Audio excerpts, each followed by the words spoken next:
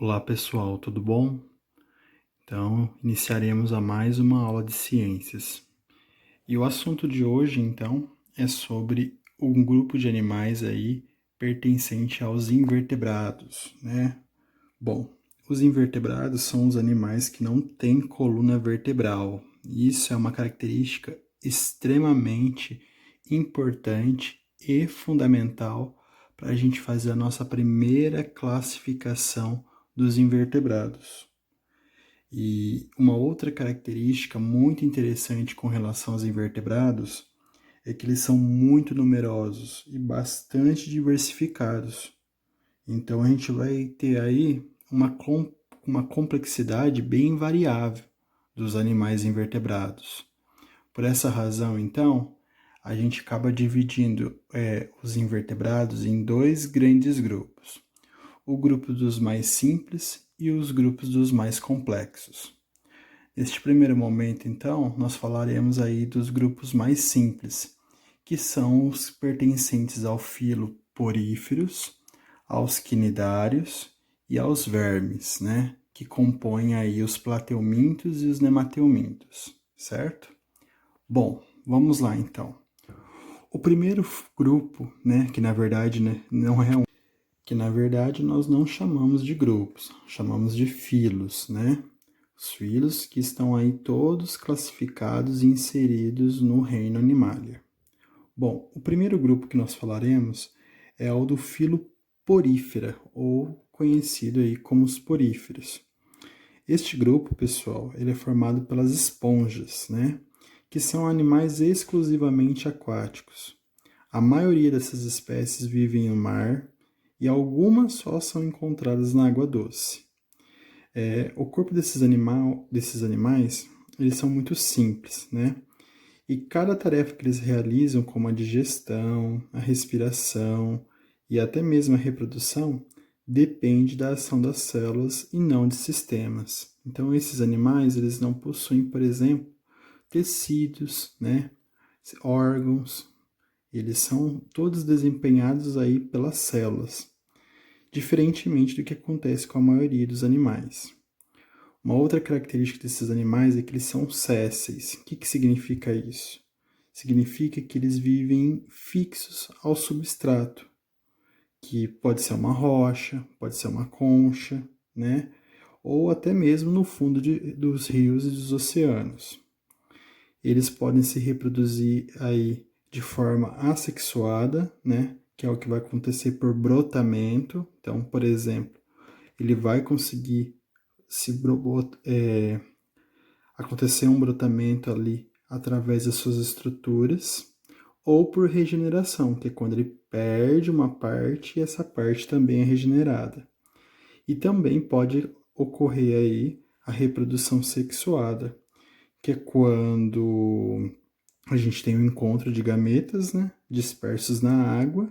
Então, tanto o gameta masculino quanto o gameta feminino, que vão dar origem aí ao zigoto, onde vai surgir uma larva ativa que vai se fixar também no substrato, né, que é o solo ou uma concha, e ali ele vai se desenvolver formando uma nova esponja, certo? Eles também não têm uma simetria, né? São assimétricos, quer dizer que eles não têm uma forma definida, e eles têm uma função importante aí, que eles são conhecidos como filtradores, pois eles filtram a água e os alimentos que eles precisam.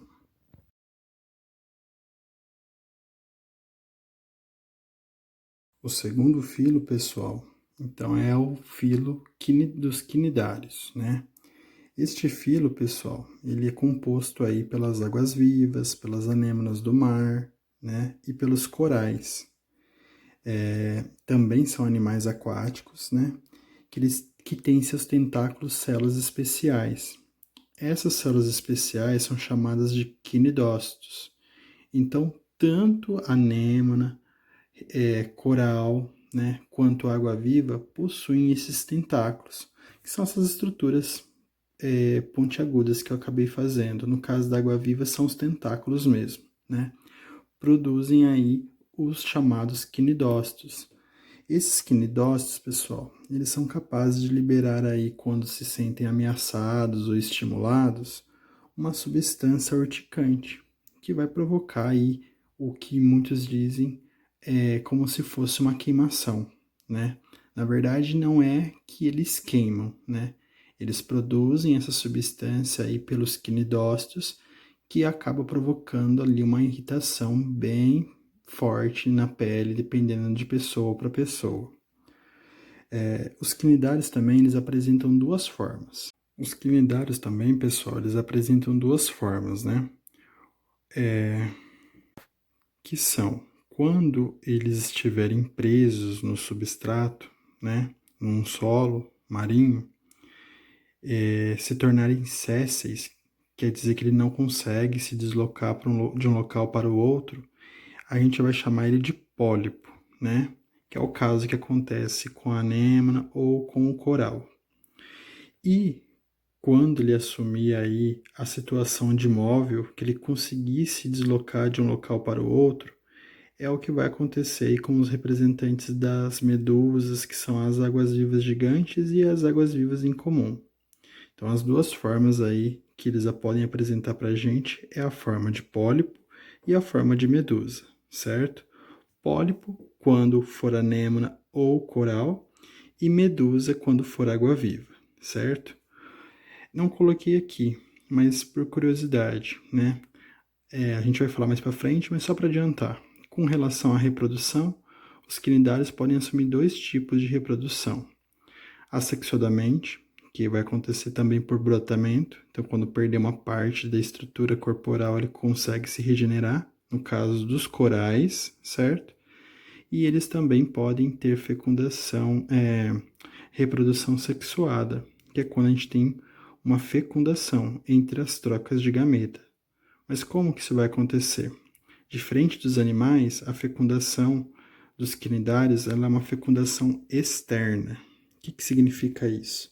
Ela acontece fora do corpo do animal. Então, por exemplo, a reprodução da água-viva, ela acontece o seguinte: a gente tem uma água-viva masculina, certo? Tem uma água-viva feminina, e quando acontece a fecundação, esta fecundação ela vai acontecer fora do corpo dos animais. E aí vai ser produzido ali um zigoto que vai ser desenvolvido e vai se transformar numa anêmona. Então, a anêmona nada mais é do que um berçário das águas-vivas.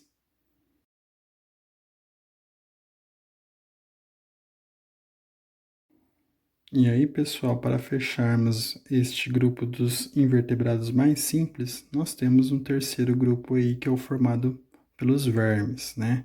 Que na verdade são compostos aí por dois filos, os plateumintos e os nemateumintos. Bom, ambos então pertencem, né, ao grupo dos vermes porque apresentam aí corpo mole, tem forma alongada, né? E o seu revestimento, né?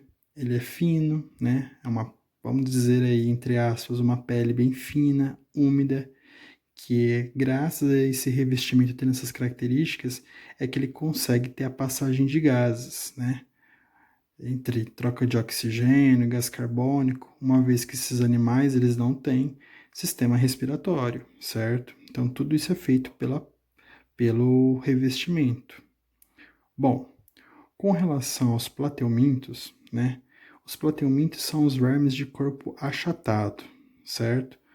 Então, é meio desagradável falar, mas eu sempre acabo usando de exemplo nas aulas.